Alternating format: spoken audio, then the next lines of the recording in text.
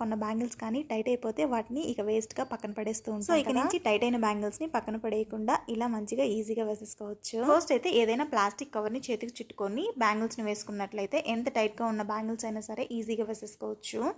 బ్యాంగిల్స్ని అయితే ఈజీగా వేసేసుకున్నాం, కానీ వాటిని తీయాలంటే ఇది ఒక పెద్ద టాస్క్ కదా. సో దానికి కూడా ఒక టిప్ ఉందన్నమాట. చేతికి కవర్ అలాగే పెట్టేసుకొని ఆ కవర్ హ్యాండిల్స్ని బ్యాంగిల్స్ లోపలికి పెట్టేసి కవర్ హ్యాండిల్స్ని ఇలా రివర్స్ చేసి లాగితే ఎంత టైట్గా ఉన్న బ్యాంగిల్స్ అయినా సరే ఈజీగా వచ్చేస్తాయి. ఎప్పుడైనా ఎవరికైనా ఇది యూజ్ అనిపిస్తే ట్రై చేయండి. కొన్ని లిప్స్టిక్స్ మనం లిప్స్ పెట్టుకుంటున్న కొంచెం సేపటికే చెదిరిపోతూ ఉంటాయి. అలా కాకుండా లాంగ్ లాస్టింగ్గా ఉండాలంటే ఒకసారి ఇలా ట్రై చేయండి. లిప్స్టిక్ని లిప్స్ మీద పర్ఫెక్ట్గా అప్లై చేసుకున్న తర్వాత ఏ టాల్కమ్ పౌడర్నైనా లిప్స్ మీద కొంచెం స్ప్రెడ్ చేసి ఇలా రబ్ చేయాలి. ఇలా చేశారనుకోండి మన లిప్స్ మీద లిప్స్టిక్ అనేది లాంగ్ లాస్టింగ్గా ఉంటుంది.